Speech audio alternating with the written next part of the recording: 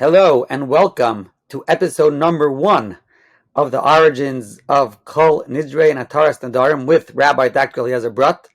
This episode has been generously sponsored by an anonymous donor in memory of his grandfather, Avraham ben Tzvi Hirsch. The learning and all the knowledge should be an Eloi for his neshama. To sponsor future episodes, please reach out at shwedm@ou.org, SCHWEDM@ou.org.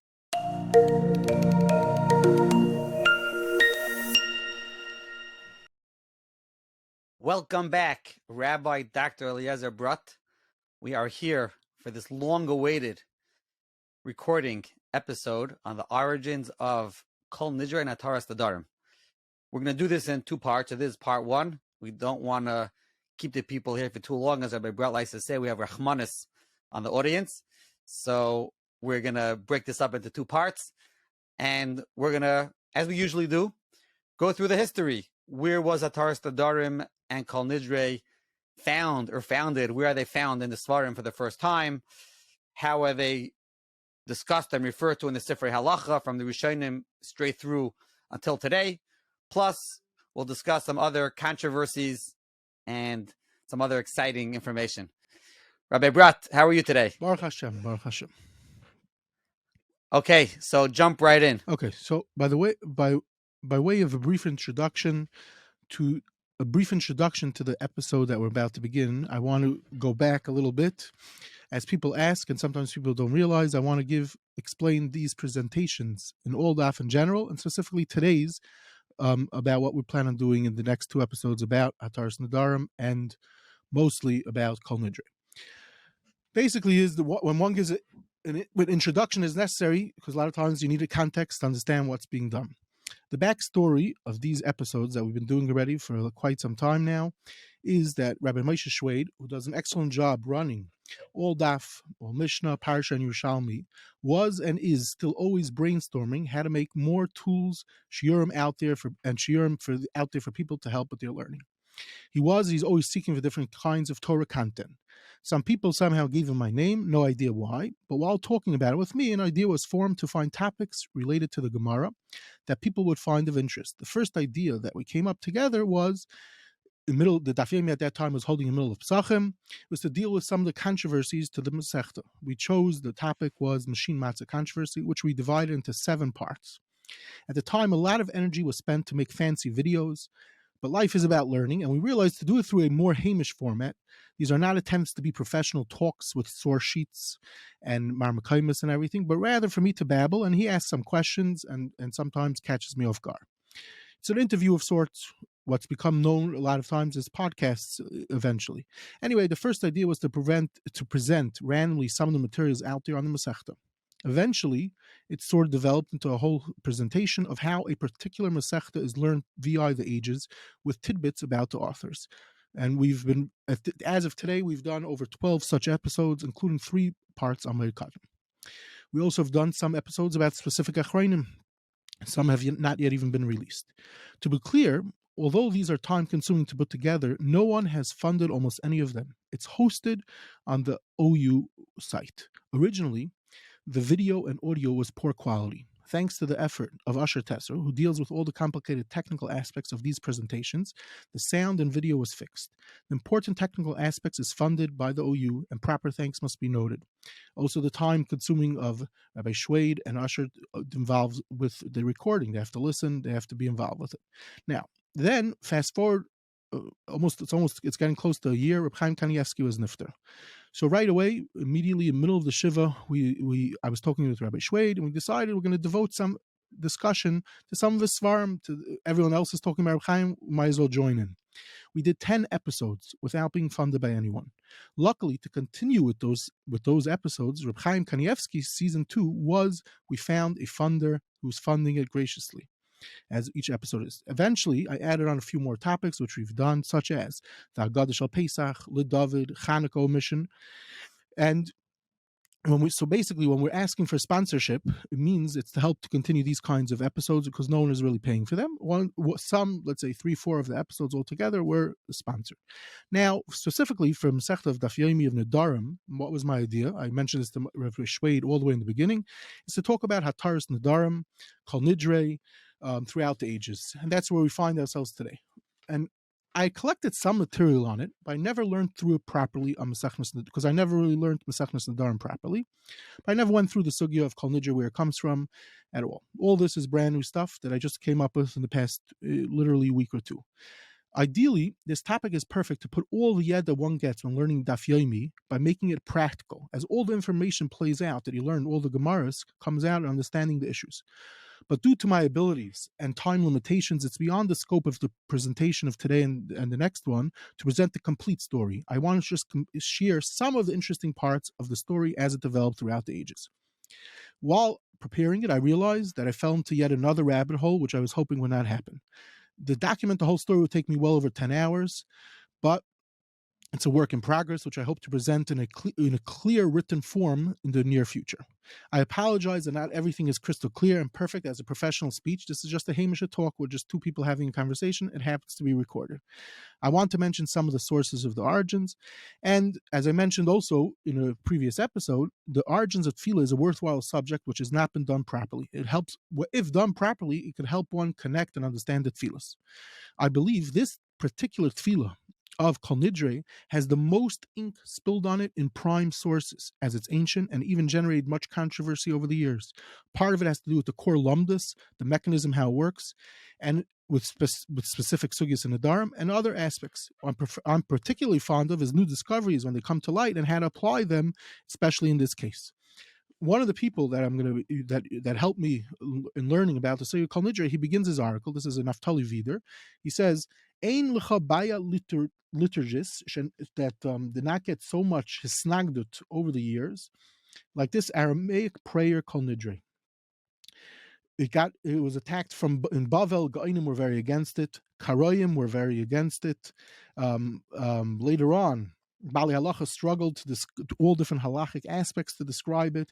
Eventually, the anti-Semites, Christians, and Meshumadim attacked this tefillah throughout the centuries, and eventually even in the Reform movement, it also came up again to discuss this tefillah and to attempt to abolish it. Anyway, many years ago, I heard an important point from my Rav at the time, Rabbi Yisrael Reisen, that he said, Chassam Sofer was asked, how was he able to paskin and write shuvas so fast? He said, when he would learn a Gemara, he would automatically try to think of any hypothetical case that someone would possibly ask him, learn the Gemara. This is a great topic to experiment with. When one learns Nedarim, keep all this in mind of what we're saying every year when we say Kol Nidrei and also Hataras and Rosh Hashanah. Now, recently I just came across a tshuva from the Chavas Yar where someone asked him a Hilchos Nedarim shaila. So instead of just answering the shaila, he ends up going, we have an excuse to talk about Nedarim, and he just has pages and pages dealing with all different aspects of Nedarim, and then he goes back to answer the guy at the end. Now, we're getting back to our main story, which is the Kol Nidrei. L'mashal, there's an amazing Lamdisha Sefer Yad HaMelech, which perhaps one day we'll devote an episode to who he was. But the Yad HaMelech and his work on Rambam in Hilchos Yom Kippur, he has a whole special kuntres dealing with the Lamdisha aspects of this tefillah. So if one wants to try out their Lamdis, but they picked up over learning of learning the Masechta, they're more than welcome there. Rav Shlomo Zalman Auerbach, the great Paisik, who he has spent a lot of time trying to understand how halachically all of these things in Kol Nidrei work, and also the tefillah in Hataras Nedarim, how it works based on Masechtas Nedarim. He had in recent years his shiurim were printed on Nedarim. He has pages over there devoted to it, and also in Halicha Shleima they printed a complete kuntres about it. Fascinating thing to go through. Again, going through it, one could see what made him so unique. He's plugging in everything, plugging the sugya to make it ad halacha l'maisa, struggling it. What interesting is many of the things he does not have good. He comes out, he blives shver in many different areas. Okay, now getting closer to what we want to talk about. This is a topic that, as I said, a crazy amount of ink has been spilled on it. What helped me? One is this Naftali Vider. He is an expert on tefillah. He wrote an article about it, 2 articles, which helped me. A friend of mine, Rabbi Eliezer Greenswag, who was one of the people that worked on and published most of one of the main people involved behind the Eitzim Mefarshei Talmud. Over the years, he published volumes of the Avudraham. Originally, it was he didn't write his name because he was a very big Anav. Eventually, he got out that it's him. So in David where David has a passage about Kol Nidrei, he has tons of Marmakaimis, Kedarkai from all different places, which are very, very valuable material. Another person who spent a lot of time on the Sugya of Kol Nidrei is a dear friend of mine, Yechiel Goldover, who is an expert on Minhagim amongst many other things. He put out 2 volumes on Minhagim Kehilas. And in these volumes, he has 3 big chapters where he explored and tried to figure out the mysterious sources for the tefillah of Kol Nidrei. Another sefer is, which is a massive sefer I mentioned. It's called Kol Nidrei. It's mostly about Hilchos Nedarim. It just recently came out again at the end of Daf Yomi Learning Nedarim with more pages. The last sefer, just to mention, it's Mayad L'Simcha from Rav Freund. He also has a lot of material that he discovered on the sugya of Hataras Nedarim and mostly about Kol Nidrei. Okay, these are some of the sources, and this is the brief background of what we hope to do in the course of these 2 episodes. Okay. Excellent. Okay, so with that introduction, wow, thank you for that introduction about how we got together and how we keep on going with such amazing episodes. Wow, okay, bring me back. This is like a historical recollection. Right, exactly. That's the idea. I always like to say it was actually Professor Schneer Lyman that recommended you. I believe Nachi Weinstein also recommended we be in touch. And as they say, the rest is history. And it's very exciting to be able to present these presentations to the world at large. Fine. So you gave us some background of where you're gathering your information. Where do you want to start from? Maybe I could frame the question this way. Where is the first place in the Torah, whether it's Torah Shebechsav, which is not, Torah Shebal Peh, that discusses Kol Nidrei, and maybe one other point to discuss, I think, at the outset is Kol Nidrei at Hataras Nedarim. Are those 2 separate discussions, and how are they coming together in these 2 episodes that you titled them that would discuss both? Right, so basically, like this. Everyone knows Yom Kippur begins. One of the different things that begins as the sun is setting, and everyone's getting in the mood, putting on their talis and the kittel, and either coming on time to say Tefillah Zakai or not, which is its own issue. You're putting on your talis, and you're starting to get ready to say Kol Nidrei. They start taking out the Sefer Torah. There's people stand next to the Chazan. There's a special haunting niggin, as a lot of people like to say. And so question number 1, which you're asking, is where is the earliest sources about that? So in the course of probably episode 2, we're going to see the possible earliest sources for such a thing. There's another thing. Besides saying Kol Nidrei, which you talk about the Nedarim and being matter Nedarim, Erev Rosh Hashanah, the males in shul, usually after davening, get together in groups of 3. And they say, again, 3 people sit down, one guy and a 4th person gets up, says a whole nusach, and he's being matter his Nedarim that he made that year. Sometimes some people do it for their wives also, and it's like a Bezdin format. So basically, Nedarim plays a big role in the Rosh Hashanah Yom Kippur preparations, and that's what we hope to talk about. Somehow, I'm going to link that they're one and the same. That's what we're going to do. It's going to come out from the conclusions of these episodes. Okay. Anyway, the tefillah begins. The first part of the tefillah begins. We say something like Aldas HaMakayim, Aldas HaKal, B'Yeshiva Shal Ma'ila, B'Yeshiva Shal Mata, and Matirin L'Spala. What's going on here? What's this? Is this part of Kol Nidrei even? So we turn right away, and this is the main source for us to start with, is the Tur in Siman Taf Reish Tes. What's this tefillah? Is it related to Kol Nidrei even? So he says, basically the night begins, and in Ashkenaz, they say this tefillah. He gives some sources to it based on a Gemara and Krisos. The Beis Yosef had some other sources, and basically we say Tajbet's Talmud and Rami Rittenberg is an early source for it. We say a tefillah because there's going to be people in the crowd that might be specifically that there's a gzeira from the kehila against them. There might be a chayrim against them. They're over avera of some sort, and we're sort of forgiving them on some level and allowing them to become part of the tzibur. Now, what's behind this? I'm not going to go into barichos. Just to mention one point is, in the olden days, there was such a thing. The kehila was able to put someone in chayrim, And this is what it's referring to. There's books, there's documented all this, how it was done throughout history. A shtetl had to have some power. The Rav had some power. They technically could put someone who didn't listen to the Rav or whatever it was, could be put on cherem. So this is something to do with that, but it's its own story. Anyway, this eventually becomes tied to Kol Nidrei, which is our main story. Now, back to the Torah, which is the starting point, which I'm going to be using for our springboard, is he brings a lengthy piece. Now, normally when you open up the Torah, it's not so long. All of a sudden over here, a huge piece over here, where he brings down a piece where he's quoting his father, the Rosh. Now, his father has even more of arichos in Nedarim and in Yuma, and it begins like this. The Torah says, you take out the Sefer Torah, the Shliach Tzibur holds it, and we say, Kol Nidrei. Okay, we say a nusach that everyone's familiar with. Comes along, he brings down, Bekitzer, there's a Rabbeinu Tam. The Rabbeinu Tam wants to suggest a different nusach. He corrects the nusach, so to speak, of what we say. Comes along the Rosh. This is all I'm quoting it briefly from the Torah. The Rosh says he disagrees with Rabbeinu Tam, and then they bring down a Reb Sadia Gaon, and then they talk about another question: when should you begin? You have to be careful that it should not. It shouldn't be dark already, etc. And then they bring down a Nidrei Gaon and a Rav Hai Gaon. So he brings down three pieces of Gaonim. The Rav Sadia Gaon does say that we discusses the nusach of how to say Kol Nidrei. And if one looks at the Rav Nidrei Gaon and the Rav Hai Gaon, we see that they're very anti saying Kol Nidrei. Okay, and this is a shortened version of his father, the Rosh, who talks about it in both Nedarim and in Yuma.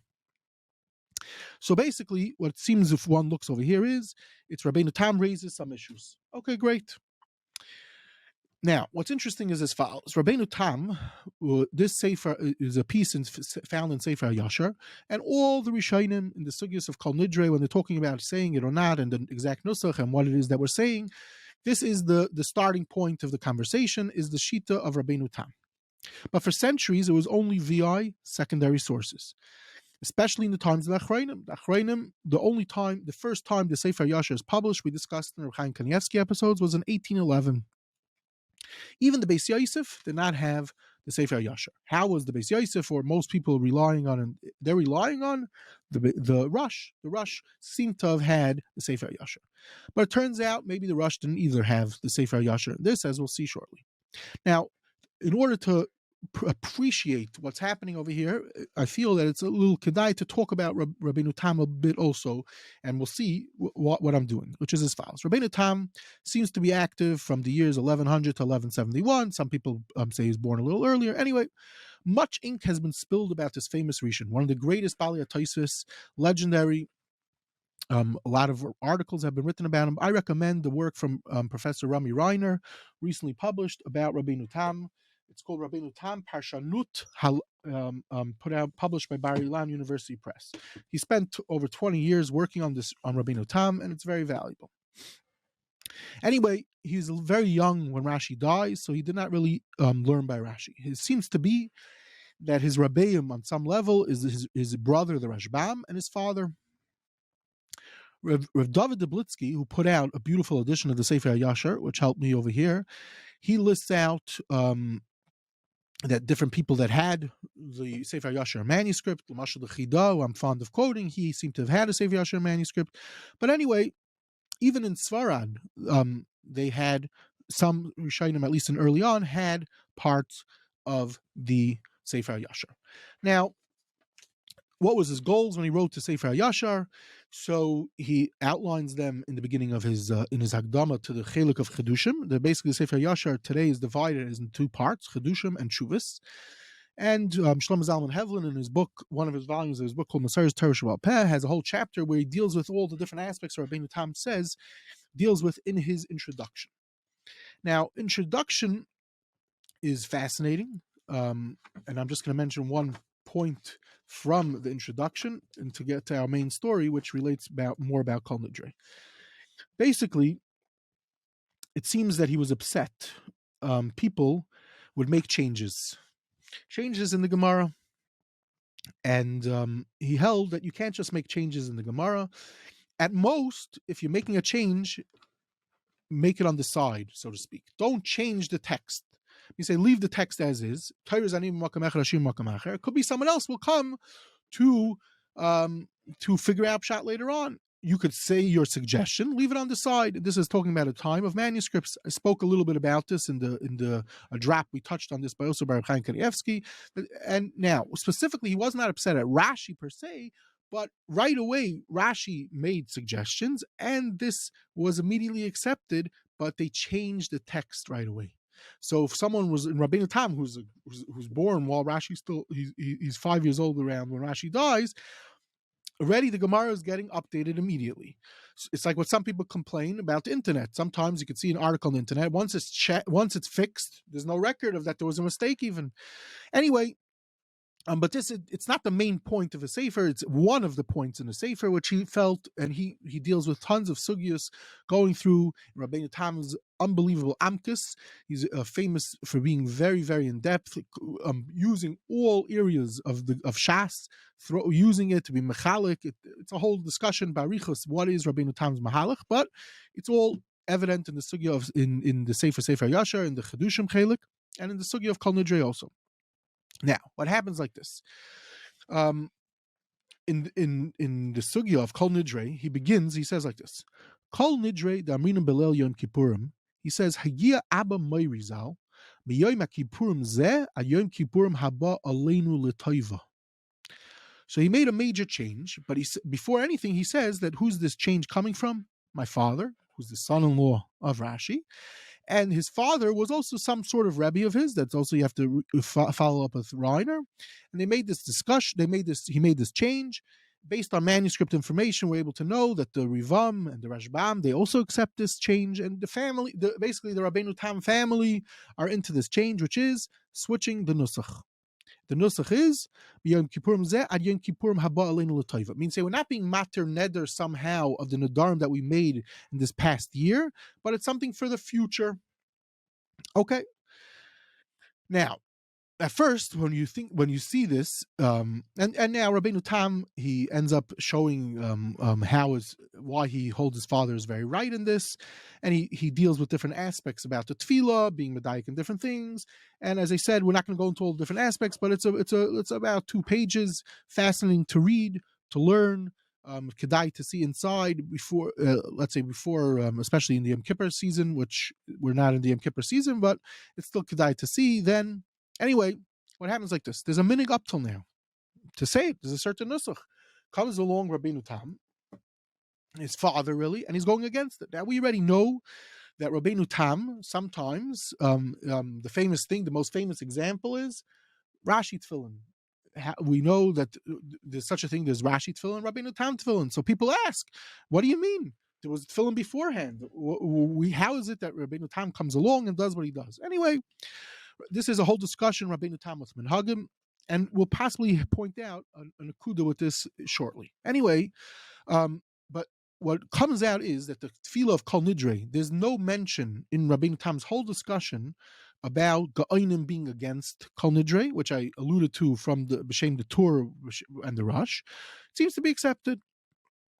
And if you look in Ashkenazic sources, even a little earlier, from the Beis Medrash of Rashi, right before him, Machzor Vitri, Likutei Pardes, they also bring down to say this tefillah, they would say it 3 times. Okay.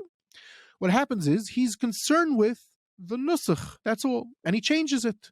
Now, what's ironic is, with the introduction I began, is that Rabbeinu Tam was very anti-making changes. Over here, he's making a change. The answer is, it's not a problem. He holds no problem to make a change, as long as you retain the original nusach beforehand, so people in the next generation could come along. And that's what happened, basically. He made this change, but then all the different Rishonim for the next hundreds of years, and Achronim even also discuss, do I agree with Rabbeinu Tam or I don't agree with Rabbeinu Tam? Okay. Now, what's interesting is he doesn't mention Geonim. Now, he knew Geonim. Reiner deals with this also, but over here he doesn't deal with it. And also I will try to suggest the reason behind that also. Okay. What's the pshat? And the pshat is, to me, this is what's going on over here, is if one learns Masechnas Nedarim, which many just finished, is in Daf Chaf Gimel, Amid Aleph, Amid Beis, there's a Mishnah, which is very cryptic. And then right away the Gemara says something to the effect, Chesuri Mechsor V'Achikitani. And it basically adds a whole thing which one would not have seen in the Gemara, in the Mishnah at all. And it says as follows: you don't want your Nedarim to be Niskayim. Yamai be Rosh Hashanah, stand up on Rosh Hashanah, v'yoymar kol neder shani as lidar yibatul ubavachi zachar b'shas neder. Basically, you have to know what your neder was. But basically, when do you do this? On Rosh Hashanah. Now, so first of all, what's happening over here is there's often a Gemara. There's often a Gemara in Nedarim. For Rabbeinu Tam, it doesn't make a difference that Geonim might be against it. Here we see there's a Gemara. Not only that, what does it say in the Gemara? It says Kol neder shani asli dar yibatul. So it seems like something to the effect that the nusach of his father has some makam. Okay. Anyway, we'll get back to this Gemara, but the point is, a Gemara in Rabbeinu Tam's world overrides everything. It overrides even Messiahs of Geonim. Okay.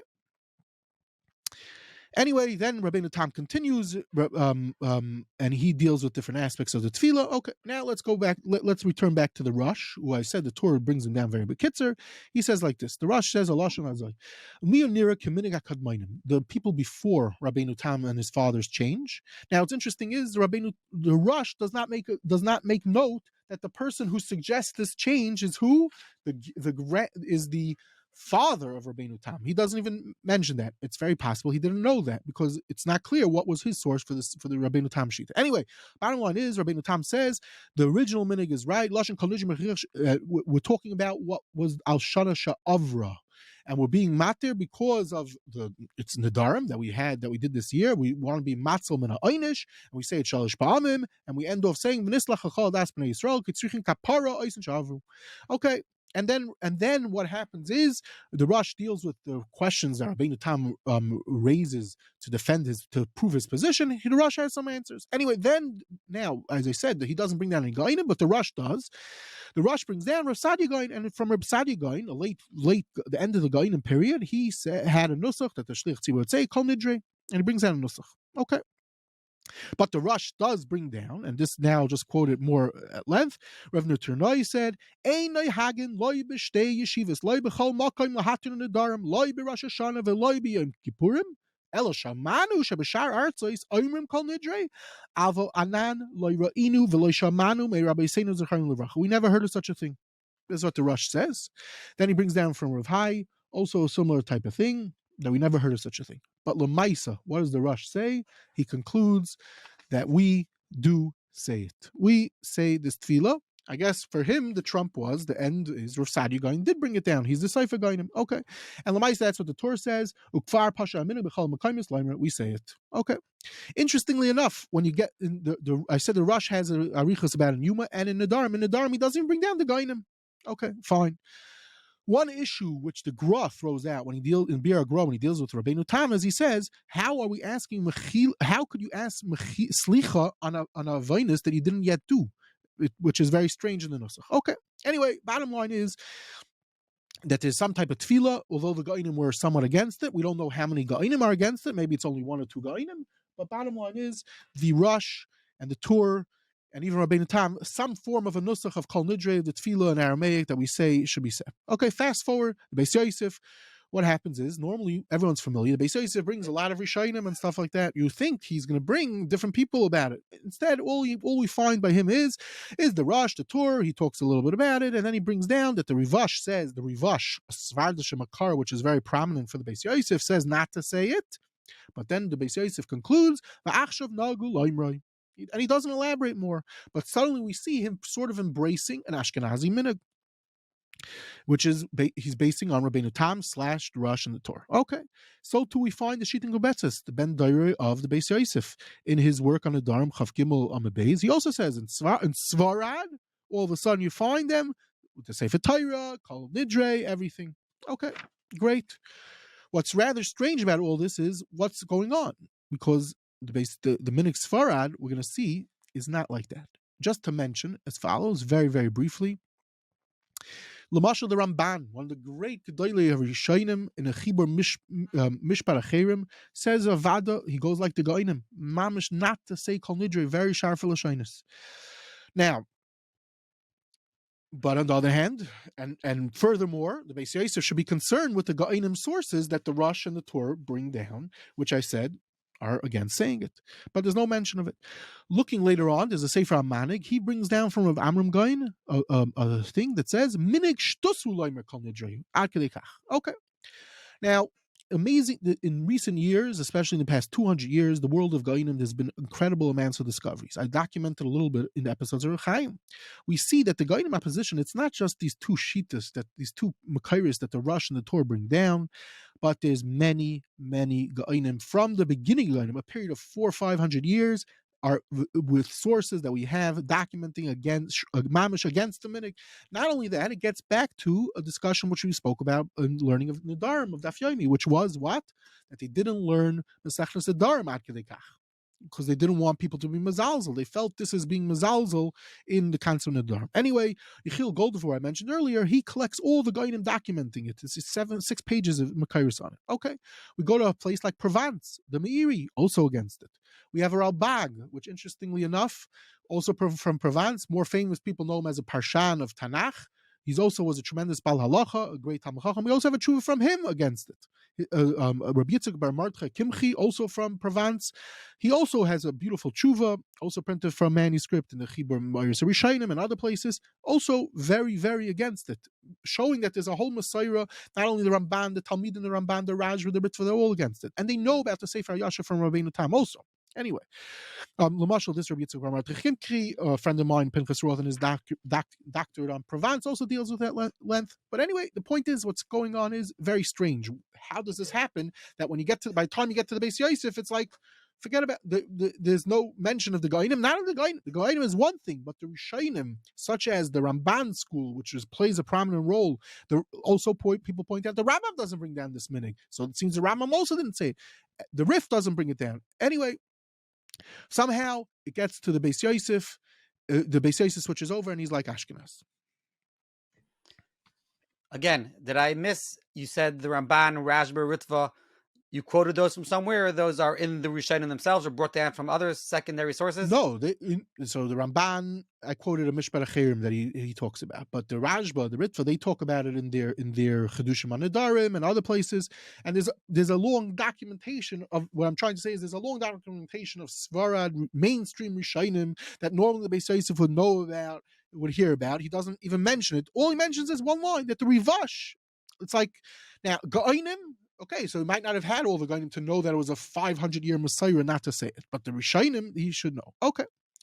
Anyway, now, just a few more pratim to conclude, to deal with this episode is as follows. Basically, after you have the Beis Yosef, we go on to the Rama. Once you get to the Rama just, it seems clearly the Rama is into saying it. He brings a few pieces of the Maharil and Rabbi Zikterna relating to this, which he does throughout his Chibur and Archaim, especially in Hilchos Yom Naram. He adds tons of pieces from the Maharil and the Rabbi Zikterna. Sometimes he argues on them, but he brings them down. Interestingly enough, when he's talking about the Tefillah of Kol Nidrei, he throws in Darkei Moshe the following. He says, there's a Maharil, which many people have heard. It says, Al Yishana Adam Minig Ha'ir, Afil Benigulim Al Yishana Minhage Ha'ir V'chein B'slichas Sh'ayim Sham. Don't change Nigunim that or the Minhagim of your city. Now this is a Rama. The Rama brings down this Maharil, and then you find the Rama in Shulchan Aruch says he brings it down again after talking about. Now the question is, what's going on over here? All of a sudden, the Rama tells me this Maharil Dafkan Kol Nidrei. The answer is the Rama knew Kol Nidrei. There's a story behind it, but there's a minig. Don't chepa with minhagim. What's interesting is that this Makarv, the Maharil, when you look inside the Maharil, there's a much greater story, and that story was that he was about tefillah all the years. It seems he changed some type of tefillah, and a child of his died. So he attributed the death of his child because he's Mashana the Minig. It means, say, the power of Minig, which anyone who knows anything about the Maharil, and then the Ramah got this from this Chibur, the power of the Minig wins anyway. And that's what the Ramah is trying to show. Even though, yes, there's the Sefer Yashar versus the Rabbeinu Tam with the Rosh and the Torah. The bottom line is you say Kol Nidrei. We want to handle what Nusach, that's one thing. But Geonim, it's not even in this discussion in the Darkei Moshe, and not only that, and that's why he specifically over here, it seems that's why he's talking about it. Anyway, fast forward, after we have the document, he brings up one issue. Why is it that there's three people? Why are there people surrounding him? What's the story behind when the shots are saying called Nidrei? Why are there people next to him? And the document deals with that. He gives some suggestions. Anyway, fast forward his Talmud, the Levush. The Levush deals with various aspects at length. He shows that there's various the nuschais, which are Aramaic. He says because it's Aramaic, they didn't know and mistakes crept in, and he has all different shinuyim. But Lamaisa, interestingly enough, he doesn't quote that Maharil that b'shem the Rama, which was said, "Don't chepa with the minhag with the lashinis." And if you look later on, we're going to see that there's others that specifically say that. Anyway, now I just want to highlight here to conclude this episode with one last prat, which is the Bach. A lot of times when you learn Shulchan Aruch, so you're overwhelmed with the yeda and the makairis that the Beis Yosef throws at you.